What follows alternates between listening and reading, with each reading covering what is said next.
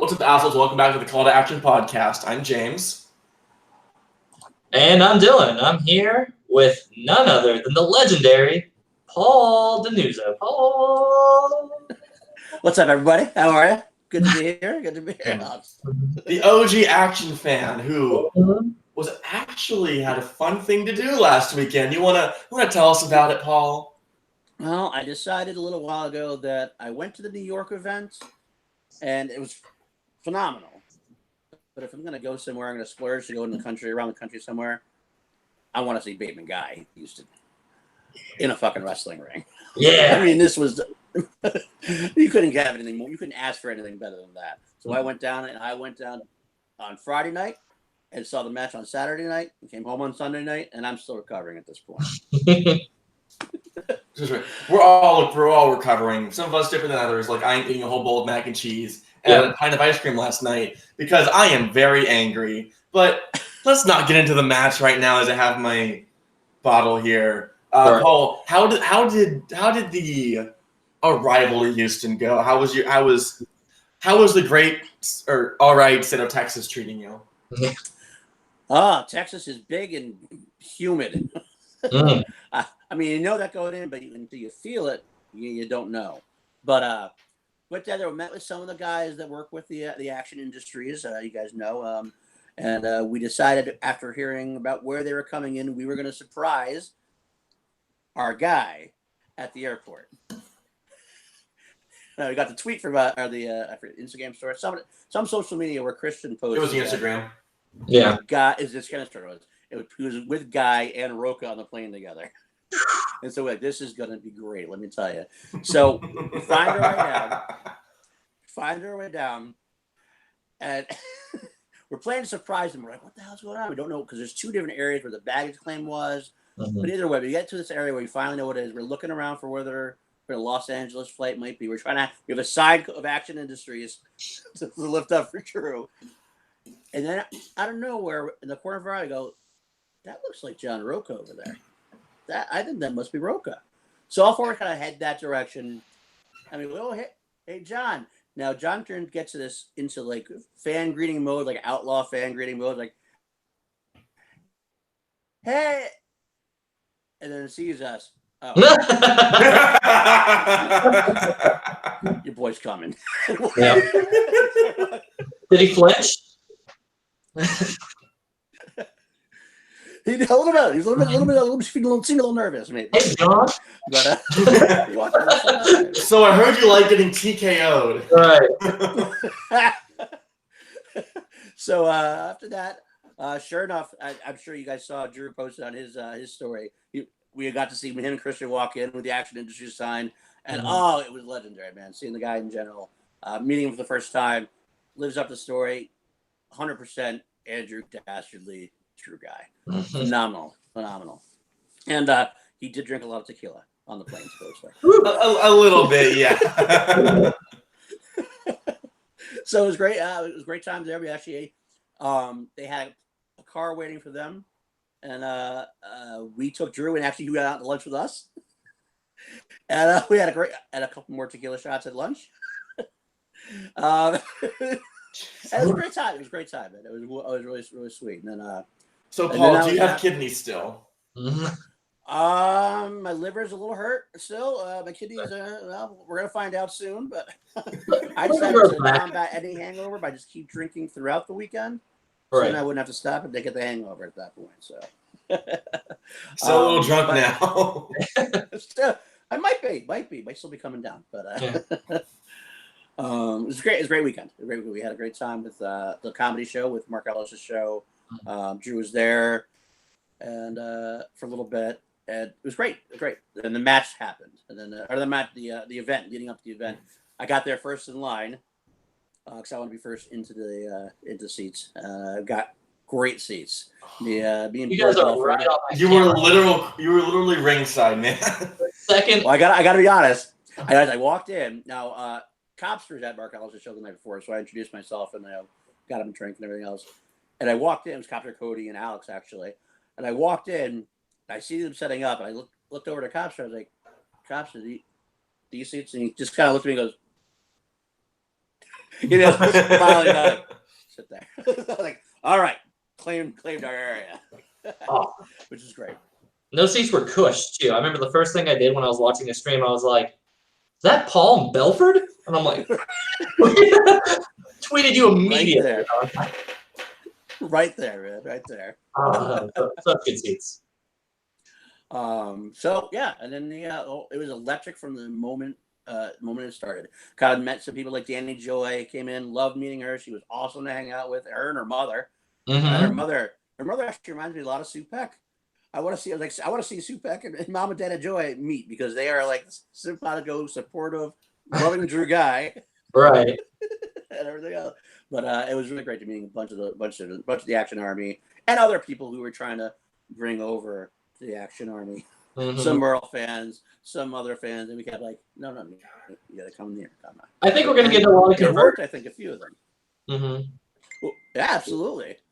Yeah. But yeah, so that's where we were at that point. I don't know. We want to stop. We want to go talk about the match more. You want to talk more about anything else? Any questions you had? Here, we can get into the match really quickly, but first, because I'm aware of some shit that went down after the event. Mm-hmm. How much can you tell us? Well, there was an Action Industries patron meetup that was planned. Right? Anybody who was a $1 patron or more, Drew and Ben had planned to take us to one of the local bars. We called ahead. And so the Action Industries guys, Ben and Drew, and anybody who's a patron went to this bar. And it turned out to be, instead of just being the patron meetup, it basically ended up being the Schmoedown after party. Because all the Schmoedown competitors just ended up showing up anyway. I mean, Kevin Smets was there. Obviously, he's a member of the Action Army. He's in our Discord all the time. Mm-hmm. Smets is an amazing person, and he will get all the love that we had for Ben. Yeah. Before Spectacular 3, because until we he's on our shit list now. Yeah, we'll get into that though, everybody. Don't worry. But for right now, Team Action is Smets and Andrew Guy in my head. Right. Pretty much that's way. Mm-hmm. But yes, a lot of them showed up, and it was really a great time. And again, just the alcohol kept flowing, and I don't even know how long it lasted, but we closed the bar down, and at that point, the funny thing was Ben had called ahead, and there was he let us know this was happening, but I guess the manager never told the bartender. So at first there was like one bartender for the whole bunch of us. He's gonna stay busy. Oh my god! But then she got back up after, and it was work. And it was great. It was really wonderful. So it was a good time. Good time had by all. All pictures have been posted, I think, by Drew, in the Patreon, and some of the Action guys posted to Twitter. It was a lot of fun. It was totally a lot of fun. So yeah, I will say that more than even the matches at this point, and I'm going to say this after how the whole show went. I am so upset I couldn't make it out to Houston for that, because that just looked like, even on the pictures and the tweets and seeing all that stuff come out, it looked like it was a killer time. So I am extremely envious of it. I wouldn't even drink, and I would have had a whole bottle of tequila just after the event itself. I would have been fucked up that night. Oh yeah. My drink of choice was Jack and Ginger. I switched to tequila a couple times, but I don't even know how many Jack and Gingers I had. Yeah. So. That's fair. I would have had like 50 Long Island iced teas just to wash away the pain. What pain are you talking about, James? The pain from how good the matches were? Yeah, I am very sad after Double Toasted lost. I mean, they're like my favorite competitors. I know. Who would have guessed they would have lost? It would have made no sense. That was the biggest upset of the whole night. I think we can all agree. Double Toasted losing. Yeah. It's the biggest bullshit in the entire Schmoedown ever. The satire is for real, but I think this is as good a time as any to transition into, I guess, the matches. Let's go ahead and get Double Toasted and Founding Fathers out of the way, because this is a pretty easy match to cover. Double Toasted goes in, Double Toasted goes out. All right, that was a great match, Founding Fathers. Wonderful time. I will say the disparity in question difficulty between the two games is really interesting. It was. Because, yeah, I mean, I know Double Toasted are 1-0, but even then you still have John Roca and Dan Murrell, like undeniably two of the greatest players in the entire game. All time. Right. All time. Absolutely. Yeah. And when you I know Dan is very good, but even myself, who's a dumbass, I got 7 points in round one. I don't think that should be possible for people who are ready to play into a number one contenders match. Right. Right. Them playing up, and we had said since the beginning, and no matter how much that Christian or any of the rest of the Schmoedown was saying, that they were like, don't sleep on Double Toasted. Sure, they haven't played, but they were just like, man, they're so underrated. You guys just forgot about them. They beat real rejects. Yeah, that's not underrated. That's properly rated. They're going up against 2 former champs, 1 current champ. With all the accolades aside, it's a gimme match. Let's call it what it is. Not that any match couldn't go one way or the other, but it definitely wasn't the case for this one. Double Toasted went in. They might as well have spun Spinner's Choice because they spun Westerns. This is for all intents and purposes, this is their world's finest. Yeah, it is. I would maybe even on paper, but even then, there's no doubt who's going to win this match, who's going to come out loser, and who's going to never play again. And that shows throughout the whole match. The wheel, they just get clobbered right into KO by the time it's said and done, and it comes as fast as it goes. That's all I really want to say on this one because there's a lot more to say on the action one, and that's where I will interject one thing that, from the live show's perspective, especially Double Toasted was entertaining at least, and if you don't have a match that's going to be thrilling or gripping, it wasn't going to be a go shoot. It's not going to be a knockdown, slug 'em out fight. Right. At least be entertaining, and they're funny as hell with some of their question answering, and when a guy went out to tackle Roko with the hat, it was entertaining. It played off really well live. And I would agree. For sure they were really entertaining even on the stream as well. It's not a slight against Double Toasted at all. Double Toasted is a fantastic undercard. Having seen Wildberries and Real Rejects live, I get the vibe. Having that is great. Right. When you put them up against someone like Founding Fathers, who, again, conspiracy theory mode, the commissioner and stuff want John Roca to win. Mm-hmm. So having that big of a team, and that team, any match, they're considered a favorite up against someone who is destined for undercard status. It feels almost like we were cheated. Right. It is one of those things we've been saying for a while that with as stacked as the team league is right now, there is literally so many teams. There is at least no less than 8 teams that could be competitively fighting for a number 1 contender spot right now, and some of those teams haven't even played a match yet. But we have Double Toasted, who's been retired. It was locally. I get the logic that they're local stars. They're funny. They're great entertainers. And I think that they brought that at least. I'm not going to sleep on that one bit. But when it came down to the details of the match, it was one-sided going in to begin with, and it showed how one-sided it was during the match as well. I think if you put them up against someone like Inky and the Brain, that would have been a really amazing undercard. Yeah. It's just Double Toasted is not the issue. It's who they were stacked up against. Right, absolutely. Double Toasted, if they're up against Inky and the Brain, if they're up against literally maybe some of the newer teams coming in that aren't Janine and Ethan Irwin yet. You have Kind of Funny, you have Real Rejects, you have Wildberries, even though Josh wasn't available. Yeah, all of these teams would have been really great matchups against Double Toasted. So even Crimson Fury would have been, because you still have Tim Franco, who is fairly charismatic on his own. Right, and still need to come in and try himself some further. So there's a lot of teams I would have rather seen, but I get it. It does play to later on in the event, which we'll kind of get to for storyline purposes for having Roga in the game there. So that's another thing to consider as well, because you want to do that stuff live. But it all just worked itself out perfectly, and I hate it. Yeah, it worked out almost too perfectly, James would say, as we kind of get into the second match. James, Paul, what are your guys' thoughts on going into before the match even starts?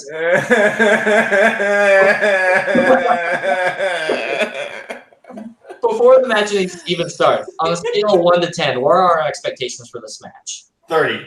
50. 70. Right. 70. Literally, they're off the charts. This match is touted as probably the most exciting match of this whole season. Okay, one second. Let's just backtrack a bit, okay? My excitement is at fucking 30 out of 5, all right? And then the promo reel comes on, and we get acoustic Dre, and I am fucking screaming. It's perfect. It's literally perfect. Yeah, that promo was. Nerd Chronic, if you watch this video, shout out, man. That promo was fire. That it hit all those emotional beats all the way through, even though on the stream everything was messed up the first time. I think I replayed it again, but yeah, that's what happened. Mhm. Yeah, that song just Still Dre with that nice little somber guitar tone. Like it feels like it was if they produced a Logan trailer for the call to for action. Oh no! And it was That's about right. Yeah. I will say seeing Ben and Andrew into a match in the arena, all the stage antics that happens along the way with the Roxy coming out, the man just flooding the sides, all of that I thought was great. I thought the theatrics of this match were super good. That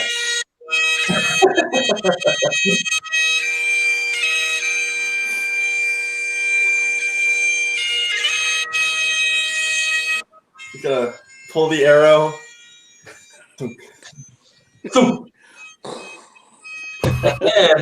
And there goes the Action Army. Now we are just the guy. And now we're more. But there's a lot of good stuff to this around the match. But we'd be amiss if we didn't talk about the match. And James has more feelings about this than I do.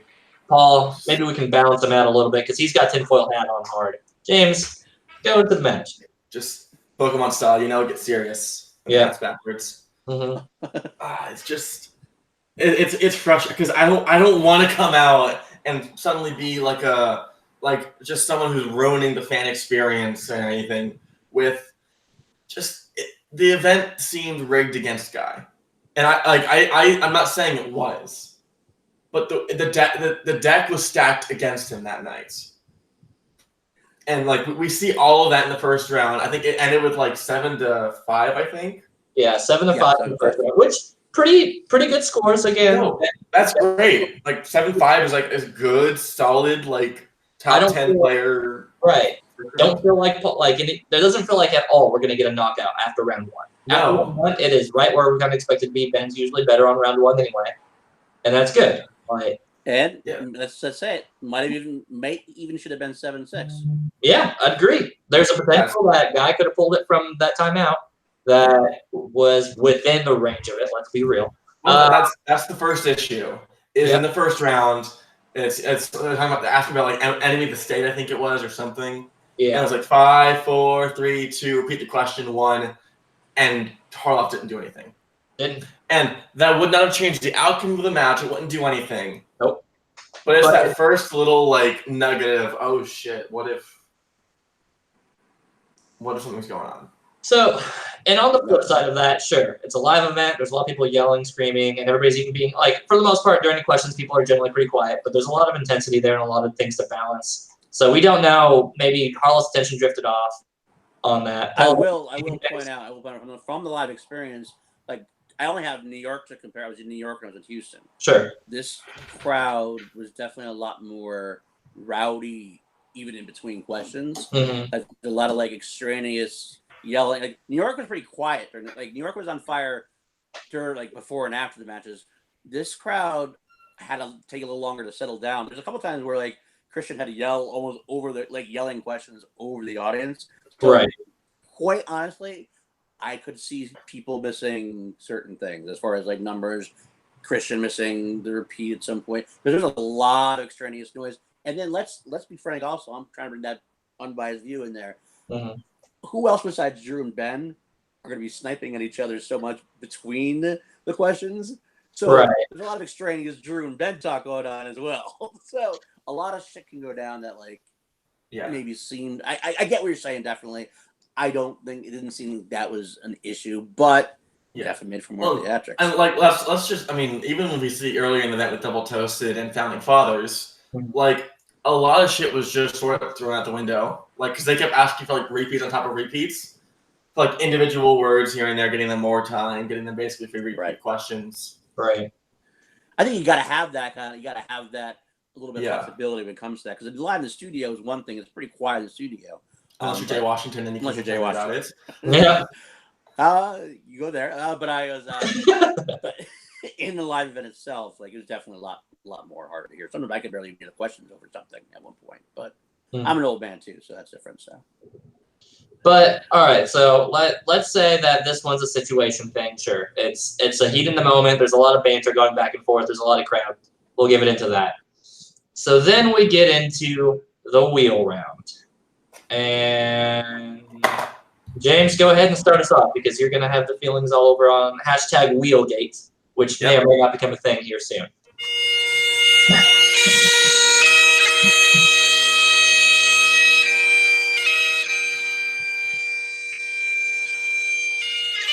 I'm going to keep this going because I'm so fucking mad. Okay, so Ben defers, as action always does. Right. And you guys like, good. So he hops up on the ropes, which iconic. Yeah. That looked fucking amazing. He yates the wheel. Movie states, you think he wants to spin again? Literally a fraction of a hair off from opponent's choice. Yeah. And then what happens?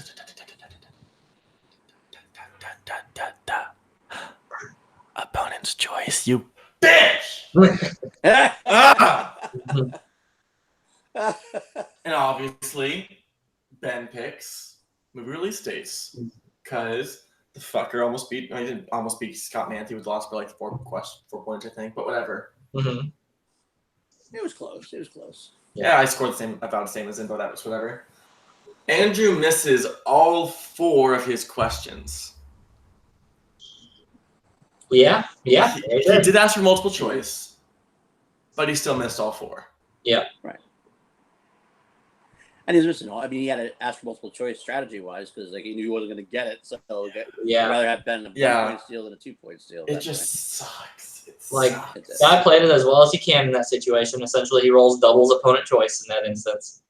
And you know what? We've seen the bad luck happen before, though. You know, there's been time and time again where it's been rolled bad, rolled that, and it sucks because here's the part where I'll meet you halfway, James. That no matter what, all right, so sure, this is the electronic wheel. There's potential. There's potential for this to be a rigged thing, and I'm not saying it is. I'm not, but there's potential for it because now it's not up to gravity or chance or anything like that. It's a program. Programs are fallible, just as we are.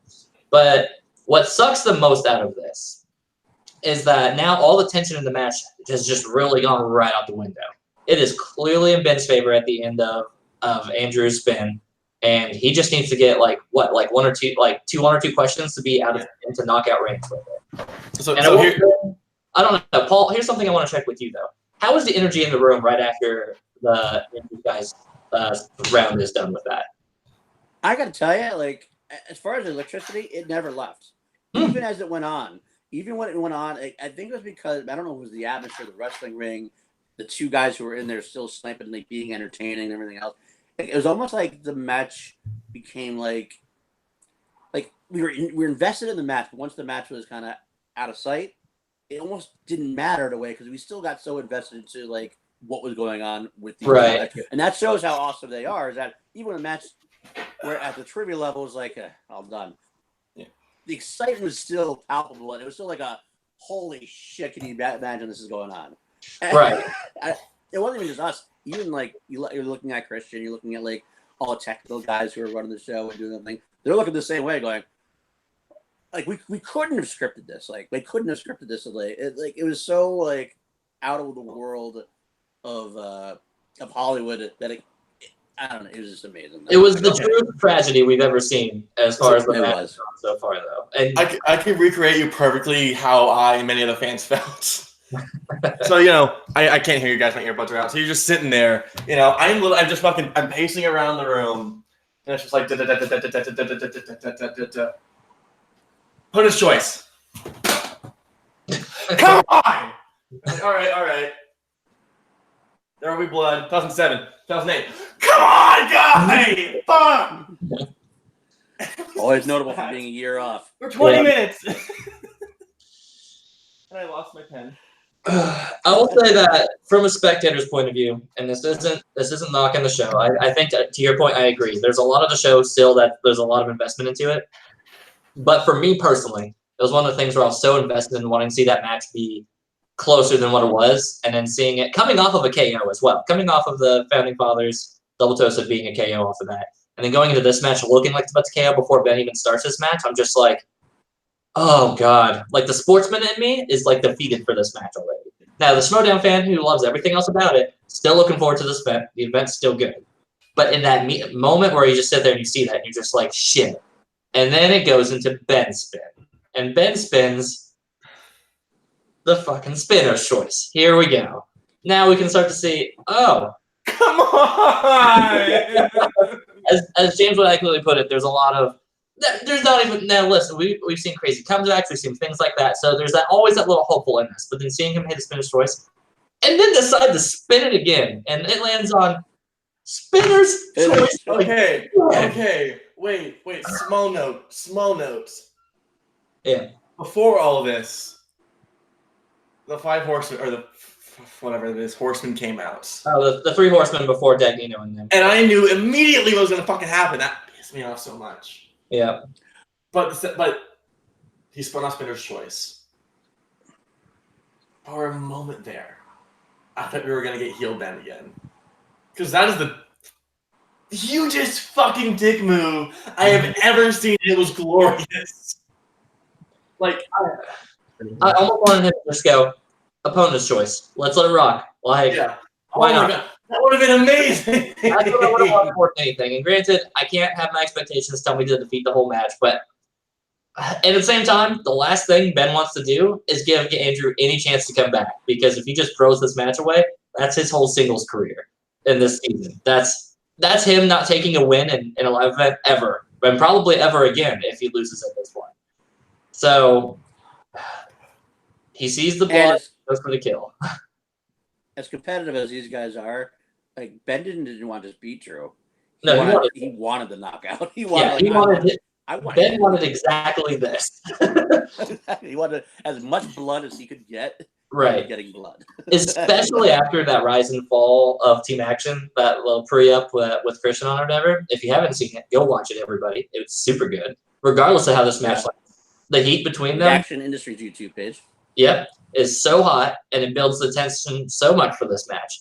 And then just seeing double spinner choice, and even as the spin again, and it's just like, oh fuck it, all right, let's wrap this up. And then he does exactly that, man. He puts Andrew into a body bag this match. But I almost don't like. Here's the thing, this match. Here's my biggest concern from this match. Walking away from it before we get to the storyline aspects of everything, is that I feel like this match is going to be used to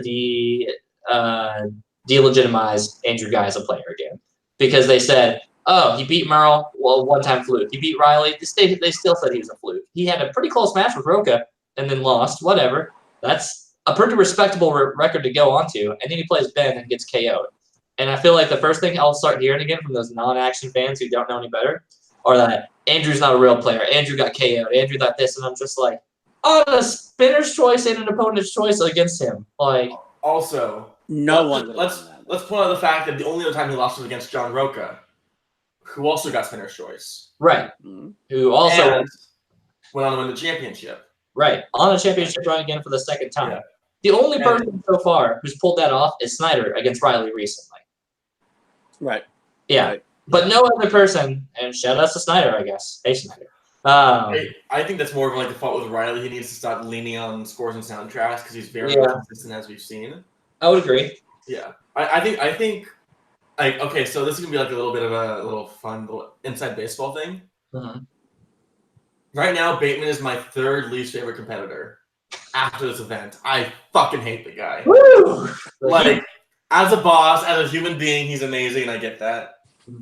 In the show, that piece of shit better lose every goddamn match he gets if it's not against Jeff Snyder and John Roca. Those are the only two people he can beat. Other than that, fuck you. I wouldn't freeze down that hard because even if we despise Ben right now for this, he's still gonna probably be, I don't know, he's number 4 on like my favorites still right now. If I had like my top friends list from like MySpace, we're getting real old school with this. It's like probably Andrew Guy, Smets. I love Clark Wolf. She's always in there, and then maybe Ben Bateman somewhere. That's not a reflection. I remain the guy who's looking for the long game when Ben and Drew are going to get back together. It's going to happen. Mm-hmm. Oh, if they do that and reveal that whole event was like a setup, not really, but like a setup, that would have been great payoff. That way too, but it's a long game. It's going to happen. So Ben's still my number 2, although I will say Kevin Spence is my 2A. Yeah. Spence is at this point delightful. I don't blame you for that one bit. But we do kind of get into the thoughts of saying, sure, the long game is maybe he does break up the Horseman. Maybe he just this huge heel turn at the end of the season, and that's what everybody's banking on, loving on it. Great. Until it happens, fuck Ben. He ruined us. He made that whole thing. No, Ben's on the bottom of the top 4 list for me right now. He's on literally the very bottom of James's list. So he's at the top of my bottom 4. Right. This is not a reflection of our feelings on Ben Bateman as a human being. My wife says he's very nice and charming. I'm glad he won. I yelled at my wife, and now she's a Ben Bateman fan. So look what we did. But we're not here to talk about my marriage or any of its conflict with being an Action Army fan. But okay, so let's see what you know about the match. Yep. He beats Andrew. Whatever. People have before, and they've all been champions. So Ben better win a fucking belt. Yep. Either Ben wins a belt or Andrew gets his revenge. Yeah. One thing I do want to check with you, Paul, though, with this live event. So I'm guessing that you probably didn't get it either. But in the stream, they talked about doing the interviews and stuff like that, and then they cut it after the match is all kind of wrapped and we get the Horseman reveal. No interviews on your guys' end either? No interviews. We didn't get any. Okay. It's gonna be, I'm sure it was filmed later on afterwards. Right. It's the same thing I did for Chicago. I think right after, so. Yeah, they played it after the fact, and I guess that gives something for like for the rest of the fans to talk about once it goes full public. I get it, but how do you feel about that though? Would you rather get the interviews there in the moment? I mean, you pay this money, you travel, and you get that, and you get the matches, sweet. But maybe it's my entitlement speaking, where I think I do want to see at least who's Andrew's next match. Give me a little bit of hope after seeing Andrew just get destroyed in that match. I can see that. I guess. I guess I look at it along. Like I knew that it made sense to do it the way it did, the way it went down. So I wasn't shocked that it wasn't going to happen, and right. So it didn't bother me because the whole live event was so electric anyway that the afterwards, just the interviews afterwards, I can wait a week to see what that's actually going to be. Right. At this point, like just getting them out of the ring and everything else. I wish they showed one thing on the stream. By the way, well, no, I'll talk about that in a bit. When we get to more of the action stuff. But yeah, I didn't feel cheated at all at that point. I felt in the studio, in the event, I felt I got exactly what I paid for. So I didn't mind that. It's one of the things I want, but it's just because I want to sit there and feel like we have the hope curve to have something else to look forward to. And after the match is kind of rough because feelings, all kayfabe aside, so we'll sit there and before we get to the Five Horsemen talking post-match and everything like that. Houston, everybody's touting as a great thing, and listen, being there and the electric feeling there, I was in Chicago, and it was amazing. And Chicago may be one of my favorites strictly because I was there, and it is such a great experience to be there. And shout outs to them. All criticisms that we have for the matches aside does not reflect how we feel about the live events in general. Live events are killing it right now. Live events are the fucking best thing in the world. Absolutely. Oh, yeah. And all hats off to the production team and all them busting their asses to make it happen and go all that.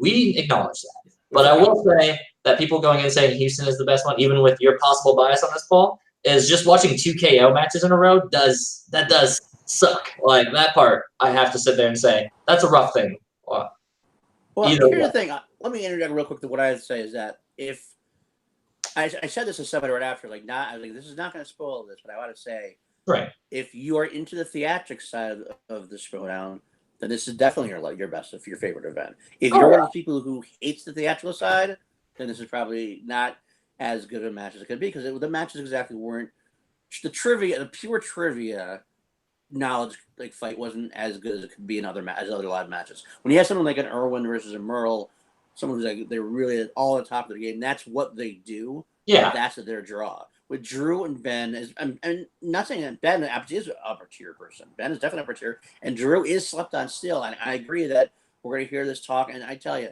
Drew is just a guy. If you get the right category, he'll nail you. But he's got some weaknesses, and that's not a bad thing. He's less well-rounded than the other people. I would agree. Right. But he could. I think he could hang with anybody. Give him the right set of opportunities. I'd still say that, even after this debacle. Mm-hmm. So I would agree. I think that's where I'm expecting to kind of see some of the controversy come out for it because it's just my feeling. I know right away it was mixed, and it was upset that Guy lost. And sure, that's probably more than anything. Having 2 KO matches in a row, that's even if for the sportsman to me, it's just the show is still great. And you know what really hurt? Yeah. Getting a chair to the fucking back. A chair to the back. Oh God, Booker T's losing it. Everybody's losing it. That's Oh my God, he's climbing the top rope. right. But one thing I also want to chime in. I guarantee we don't see any suspensions coming through for physical violence for a chair shot. But because that's what they put that whole clause out that this is Booker T's house, his rules. No, anything can happen. Like it's his. Yeah. So that's their out. I'm sure Drew's be like, I got suspended. That's what they're going to say. They're going to say, it was Booker T's house. He said no rules. Yeah. He made the ruling. So and it makes sense. That's why they did it that way. Oh yeah. And then all right, how do we all feel about the very end? We see all the horsemen get in the ring after the chair, after all that, and we get the 5 from Dagnino and Ben into it. Paul, you were there live. What was it like for you?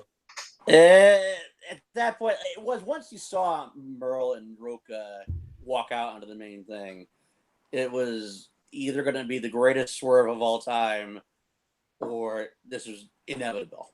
Right. It kind of was how it went down. And so once they were all in the ring and once the chair shot happened, I've watched wrestling. I was actually half expecting somebody to start painting 4 or 5 horsemen on the back of Drew's jacket like the NWO used to. Right.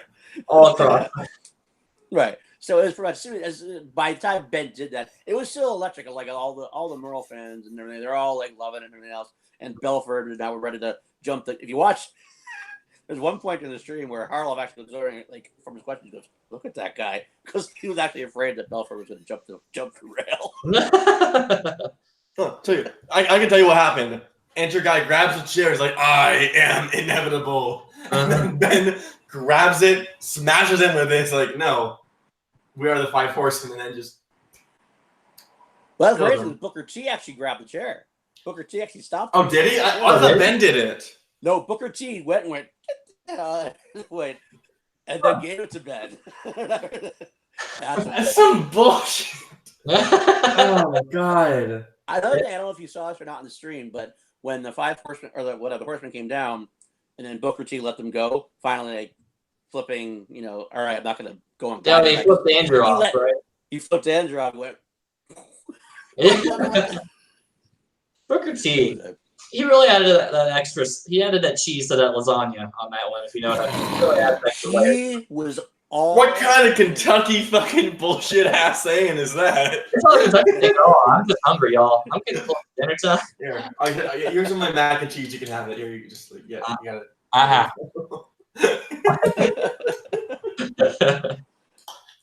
Booker T was all in though, man. Oh yeah, like from the get go when he came out. By the way, we never didn't mention that Drew's entrance when Drew came out, and then Booker T came out with him. That was legendary, man. The way the place went nuts. Yeah. So, and then of course Robert Meyer Burnett. That's something that's gonna be edited down too. I think with a little bit of a delay there. I think he was missing behind the curtain or something. I don't know, but it's got a long time before Burnett showed up. He was drinking water juice in the back. Let him have it, Paul. It's all right. It's all right. No, but he was awesome too. He was great. Yeah. And of course, Roxy coming out. Roxy as that's well. The big confirm. Well, I guess confirming that the arms were hers in a way. Yeah. But that was good too. That was awesome. That was electric the whole way through. So then when the Horsemen came out, made it inevitable.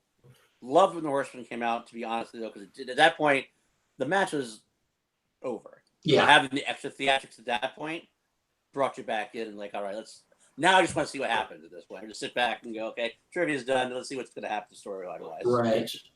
It just bugs me. Like literally every live event now has been centered around some of the horsemen. Yeah. Shirewolves and that's when the 5 horsemen did the reveal. Yeah, you're right. Yeah, that was the reveal. Damn it. Yeah, it's been every. They're the number 1 push faction in the league. We know that. But this gave me a little bit of hope. Like, what if the family joins? It'd be more like, what if Odd Couple joins the family? That'd be interesting. Yeah. Yeah. That which would be crazy to think seeing, like, with Snyder, that makes sense. With Draco, that would be. There's a lot of mouthpieces in the family if that becomes like a team building thing though. I don't know if we can handle like interviews with any of that. That's just none of them are as loud as John Roca, so it should balance out pretty fairly. Yeah, I suppose that's true. They're all equaling 1 John Roca in any given interview. So yeah. I guess it's probably going to go. I like because then you have the double manager thing again, like what they have with corruption.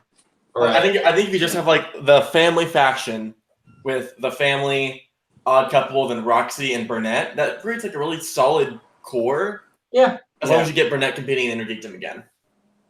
Yeah, if and when we see that happening. I don't know. We might not even see Burnett until the Manager's Bowl again. If I'm being, I'm not sure if they discussed it last week. I haven't seen the episode. Oh, they mentioned the 5-way coming up though, right? Yeah, chances in a I think it's a 4-way technically, but a 4-way, yeah. Maybe it's a 5-way. I think it might be a 5-way. I think it might be. Is it chance plus 4 or chance plus 3? Might be chance plus 4. I don't know. Actually. Maybe it might be a 5. We'll say 5 for right now until we get. Yeah, that could be Burnett's chance to come back. Cause I think the last time he competed was when he lost the title to Navarro. Yeah, that's been the last time he's played. Yeah, so could be like a solid chance to bring him back with chance. I kind of feel like he's not going to come back. I think Burnett's going to stay as the man. I mean, he'll play, but I kind of like we saw what happened when Navarro came back. Right. I kind of feel like that. Like he's kind of like Burnett's also competing in the Manager Bowl Collision. Yeah. Right. Did they announce Manager Bowl for Collision already? No, but it's happening. But they haven't announced the people yet. We can just assume it's him because the guy is being a very big push person. Oh, it'll be a snub if Kaiser's not in there. I'm just putting that in right now. If Kaiser isn't in the Manager Bowl, even if it's okay. So is Kaiser ever playing? I have no idea. I don't know. So Smets is already playing at Collision, meaning he's a big name. So him being in the manager role probably makes sense. Yeah. It's just like narrowing it down because then you have him, you have Roxy, you have Grace or Ken, you have Burnett, you have one of the more personal I can't think of. Honestly, that Manager Bowl right there sounds like an amazing just shit talk match too. Like I'm excited for that Manager Bowl because right now we have like one face team kind of in the Horsemen and every other faction is heels. Everyone's always complaining like, oh, there are too many heels. Why is that a complaint? Yeah. Like, heels are the best. Guess what? We took over. That's why our views are going up only by like 5 or 10 at a time, but whatever, we're getting there. And we're getting all the great plugs until James said that the wheel was rigged and Christian said, why are you doing this? I said it looked rigged. I'm not accusing him of anything. As I got my cheeks like fucking chipmunks. Well, one thing we always have to remember is that we got to balance. If the only thing that Christian Harloff ever sees about our commentary on the live event in Facebook is just this wheel looked rigged, then he never sees us actually say or talk about all the good parts, all the character, all the kayfabe, all the awesome production, all the stuff that went down. Yeah. But we did have some moments where it was kind of like, I think this weekend, if I was there, I would have been incredibly hyped and loved it. Oh, yeah. It's just everything around the matches is amazing. The matches themselves is where I have problems. Right. Like Booker T being sent in the wrestling ring, the way the fans were placed, the entire like after party, Andrew getting there, everything Paul said today sounds fucking amazing. Uh-huh. It's just the way you structured the event and getting 2 KOs, which 99% is probably just chance. Right. That's all it is. But just saying it still was for the and I think Paul hits it right on the hammer on the head with this one and saying that if you're there for the trivia part, then you probably sit there and say, man, that was kind of a bummer for that. But if you're there for everything else, then you're still having a blast. And I'm glad that it did go the way it did. It's still a very exciting. I think that's what Christian's going for anyway. It always said that like this. You're not just a trivia league. If you're just a trivia league, you can get that anywhere. So the actual side of it is a big, huge part of it. So I think you're going to end up seeing more and more going down that road. And I think it might lose some fans that way, but I think it's going to draw in other fans. That's right. And I think it should go that way to a certain point, but always leave the game intact. And if we just have situations like this that make it look like, because I don't ever want the Schmoedown to get to a point where it's the story determines the winner. Because I've always said that you want to sit there and have that fairness there. And Harloff said the same thing before, too. I don't want to fight on that. I don't think it'll ever get to that point. I don't think it will either. And the competitors don't want that. No. Even the most casual competitors, they only get, nobody would study as hard. Nobody would get as invested if they knew that the match was determined before they went in. I think that passion goes out the window, and I think all of us see that, and Harloff knows that before probably anybody. But, yeah, that was the Houston live event as far as that all went, man. There is one small thing I feel like everyone's going to gloss over in their recaps and their remembering of this. Mm-hmm. After Founding Fathers won, Chance storming the ring. Which we're gonna forget about that because it means nothing. Chances. No. I don't think it was planned. I thought like it was just like a spur of the moment thing, just like talking about corruption. Yeah, let's fucking do this. No, Chance, sit down. And he didn't go. It was I was out of character. Right. He's ready to go and talk big shit. No, Chance, get the fuck off stage. Yeah. Oh, I'll get you. I'll give him that in saying that, you know what, if I'm at a live event and I can have a chance to pop into a ring if I just be my character, I'm getting like Billy Belford have just been like, man, I'm about to break some shit. Belford suplexes Chance into the ring. Oh, man. I would have loved it. He would have, too. He was all in. He was all in to do it. Oh, we know. I saw his face on many. I saw both of y'all's faces.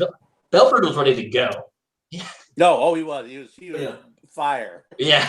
I described it as the constipated Burnett. Because was ready to shit thunder and crap lightning. Oh, man. But overall, I'd say if you were there, you loved that fucking event, man. It was fire. It was really fire.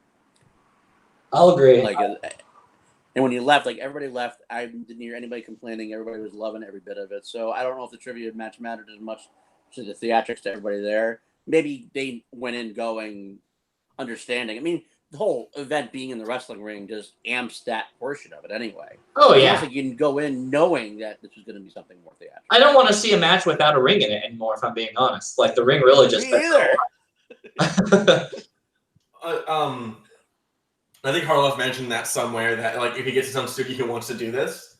Right. And, like I follow someone online who actually bought their own boxing thing, and it's like $200 just for the ropes. Yeah. So imagine like you get a new studio and they have to enter through like a race stage or ropes right to probably make the stage. Mm-hmm. Oh, it'd be so badass. That'd be sweet. And every once in a while, just like Andrew guy just walks on stage, like you can do better, right? And then just like literally like what's it called when you like you can like throw him up against the ropes and just like armbar. It's so worth the damn. Or like I think Smets could do that as well, of just like a bring me Kalinowski, and then he just like throws the bar out of the ring. Doing that though, I don't know. Smets is a pretty stout dude. I don't know how tall he is based on like our interactions via the internet, but I mean he looks pretty stout. He is pretty stout. He is. I'll tell you. He could take somebody down. Oh yeah. Yeah.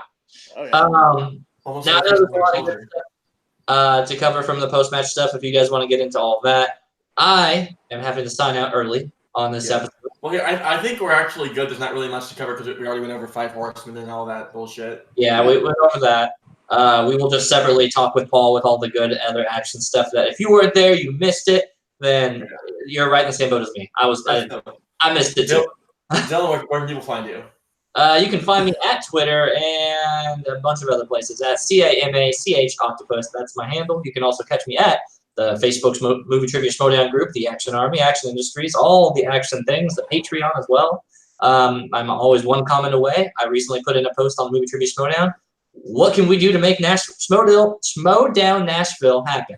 What do I got to do, guys? I made it a hashtag. Let's get that heat rolling. I want it to be right in my backyard. Let's do it. I will host the action party if that's the case. Do not tell my wife I said that. Paul, where can we catch you everywhere? Twitter at Paul_Dinuzio, DINUZZO. Facebook same. Team Action Patreon is where to go. Patreon/Team Action, where we can get that. We can get the $1, $2, lots of stuff coming up for them. And meetups. We did a meetup. Probably do it if they go for the next one. We'll try to do that again because it was pretty successful. Mm-hmm. Yeah, that's it, man. Love and living. Just call all the Action Industries on YouTube. We're trying to get that YouTube up. Get those up to just like ours. Get the Action Industries up as well. Yeah. Full version of the Action guys are going up there. The one free already to go. Watch that Christian Harloff and Drew and Ben episode because that was fire. So that's where I am. Yep. And you can find me on Twitter at Temecula Film Guy. This is at TEMECULA Film Guy. You can also find Action Industries on Twitter and Instagram at Action Industries. Also find Ben and Andrew on Twitter and Instagram at Ben Bateman Media and at Andrew Guy. Also support them on Patreon. Paul, what is the name of that Patreon? Patreon.com/Team Action. Yep. Thank you. You can find a lot of awesome things there, like the Action bracket. I forgot the actual term for it, but Anarchy. Action Anarchy. The finals are yes. going up this week. Finals are going up. Tomorrow. Not going to say who, but you should fucking see it. Absolutely. Assuming it's tomorrow at the time we upload this, hopefully, because we're recording this on a Monday. That's true. Forgot about that. Whoops. Yeah. So it's already up. You go ahead and vote or whatever. Check out Action Movie Anatomy next Monday. No goddamn idea what it's going to be. Might be Godzilla. Probably not. Let's do Godzilla. Yeah, hopefully. They haven't pitched it yet, so we'll see. Yeah. And yeah, I think that's about it. Yeah. We're gonna wrap up. Hopefully, hope you guys enjoyed this. We're probably gonna get canceled next week. Have a great Schmoedown, and let's watch Odd Couple and Shy Wolves really just hopefully not get KO'd. Hope not. Hope not. All right. Peace out, motherfuckers. Later. Peace out.